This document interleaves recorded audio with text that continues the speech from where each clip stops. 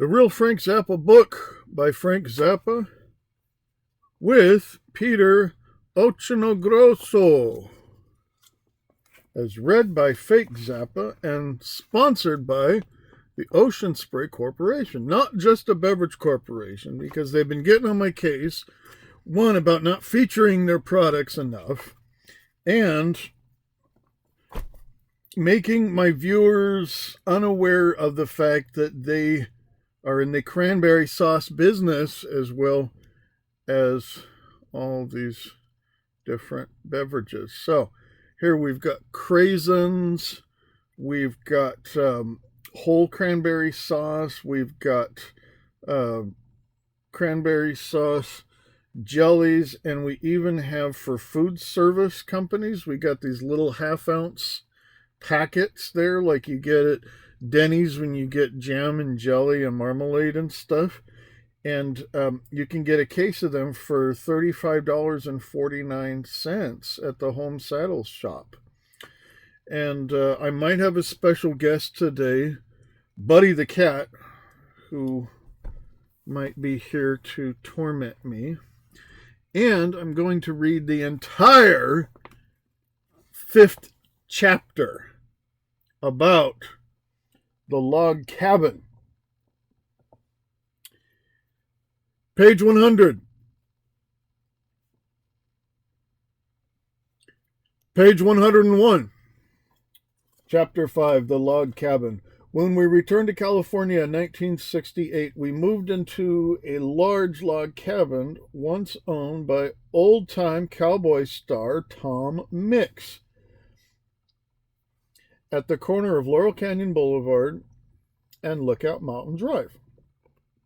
The living room was 75 by 30 feet with a huge fireplace. Close to a dozen people, mostly employees, lived there. The rent was $700 a month. Cal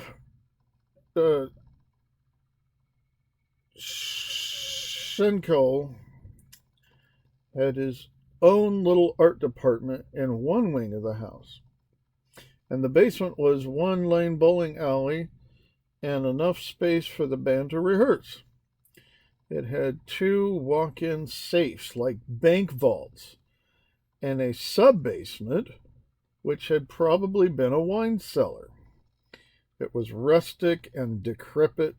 It really looked like an old-time log cabin with rough-hewn wood bristling with splinters. On one day, Mick Jagger stopped by for his first visit. One of the above-mentioned splinters crammed itself into the end of the big toe of my right foot just as I was making my way to the door. I greeted Mr. Jagging, hopping on one foot. He asked why I was behaving in this manner. I told him about the splinter and hobbled over to a chair. He followed me, got on the floor in front of me, located the little wooden tormentor, and removed it. We spent about an hour after that discussing European history. An unwanted visitor, page 102. Alongside the house on the grounds was a big concrete fish pond full of weeds. Next to that was a hole in the ground, surrounded by a concrete block filled with stagnant water. I was told that it was a secret passageway and that under the street to Harry Houdini's old house on the other side of Laurel Canyon Boulevard. I never found out if that was true. Running up the hillside behind the house was a collection of man-made caves built out of stucco with electric wiring and light bulbs inside. The residents at the time included my wife, Gail, my secretary, Pauline Butcher, our road manager, Dick Barber, Pamela Zurabukia, Ian Underwood, Motorhead Sherwood, and a girl named Christine Fruca, the woman on the cover of the Hot Rats album, crawling out of the crypt. Christine Furca was our babysitter, along with Pamela Desbarn. Moon was about 8 months old, and Dweezil hadn't been born yet. That's the cast of characters in the setting. One of the reasons we finally moved out was that everybody in Hollywood knew where it was, and they were knocking on the door at all hours of the day and night wanting to have a party. One summer afternoon, I was sitting in the living room with Wildman Fisher and a few of the GTO's girls together outrageously. The front door was open. A guy walked in off the street and introduced himself as the Raven and said that he had something for me. First, he handed me a little bottle of fake blood with a rag in it and said, "I have isolated the specimen," and pulled out an Army 45. Wildman Fisher turned white. He knew the guy was crazy. My eyebrows went up and down. He obviously wasn't from Southern California, so I said, "Have you been in Los Angeles very long?" "No," he said, "I just got here." Trying to be as helpful as possible, I said, "You know what? If the police see you with that gun around here, you're going to be in a lot of trouble." "Yeah," he said. "Yeah," I said, "and I know a place where you can hide it." Everybody who was in the room got up to perform the mystical ceremony designed to help the Raven hide his gun. We went out the front door, around the side, past the fish tank, to the hole with the stagnant water in it. I said, "Look, if you put it in there, they'll never find it." Everybody had to throw something in the hole. Gail and the rest of the house were gathered little objects to toss in. Then we got our visitor to drop his gun in, and I sprinkled some leaves on top of it, saying, "It's taken care of now." We told him we were very busy then and urged him to leave, and started looking for another house to live in. Girls together outrageously. The overall stylistic concept of the GTOs had got a lot to do with Christine Furca. Unfortunately, she OD'd sometime during the 1970s. I don't know exactly when. Page 104. Christine was the one who recommended that I record Alice Cooper, and later provided them with the ideas for their costumes. When I first saw them, they looked pretty much like a bunch of guys from Arizona. Christine used to hang out with Miss Sparkle, Miss Mercy, Miss Pamela, Miss Lucy, Miss Sandra, and Miss Cinderella. They were totally dedicated and devoted to every aspect of rock and roll, especially the part about guys in bands who have big weenies. Miss Mercy's claim to fame at the time was an unusual interest: butter. She used to open the refrigerator, removed a quarter-pound stick, and swallow it whole. Miss Sandra always carried a small can of Crisco for personal lubrication. The only other thing that mattered to them was the concept of raw, unbridled costumery. There was strong competition between the ladies as to which one was dressing in the most unique way. If you can still find it, Permanent Damage, the album of the GTOs, manages to give a pretty good flavor of their lifestyle. And there's the plaster caster out digging room here, and there's hard to see that. The plaster caster. Included in it is a tape of Cynthia Plastercaster talking on the phone to Miss Pamela.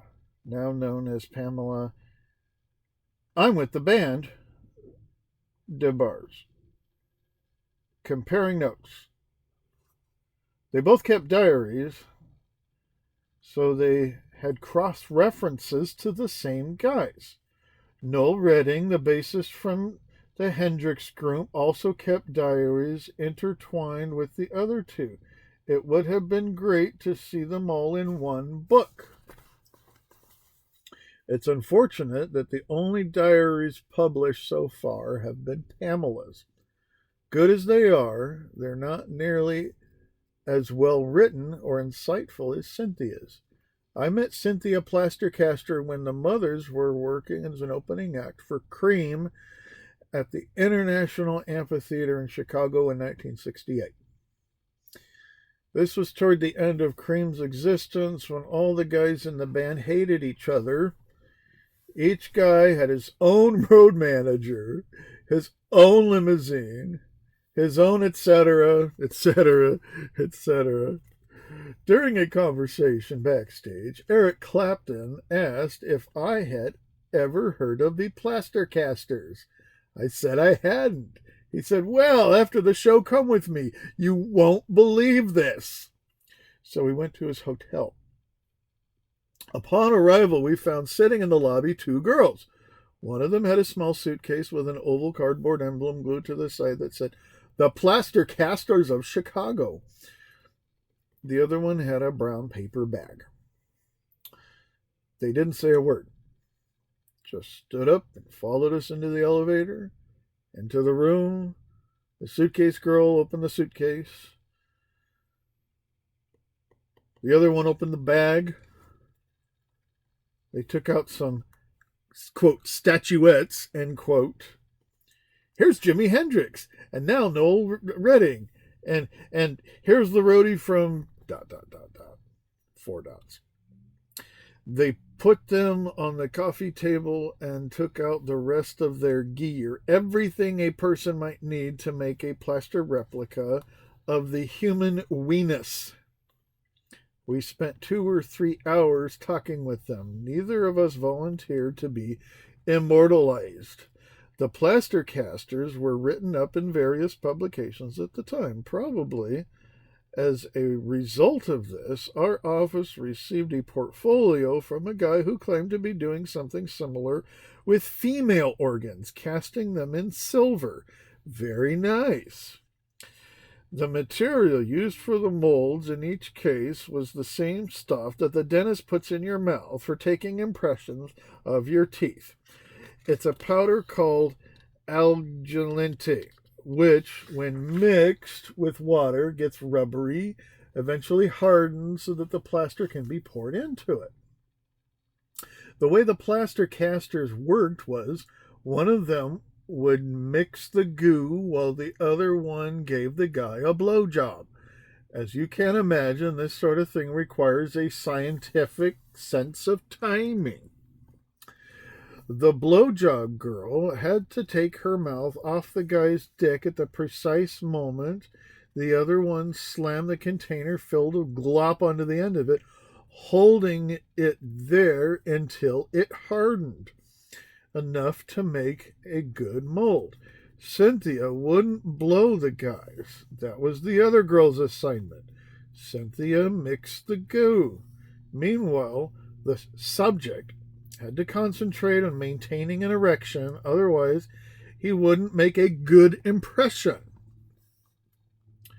When Hendrix was cast, Cynthia told me he liked the glop so well he fucked the mold. Jazz, the music of underemployment. Buddy, come here, buddy. Buddy. All right, page 106. Hopefully Buddy the cat will come. Buddy. Buddy. Come here, buddy. That's you. The first time we played with Russian Roland Kirk was at the 1968 Boston Globe Jazz Festival. There he is. Aww. Isn't that right, buddy? Okay.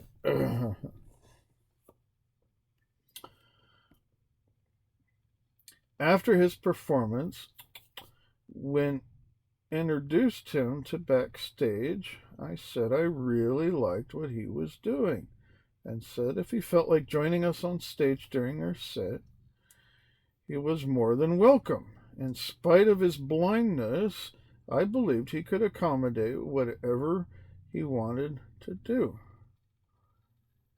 We began our set,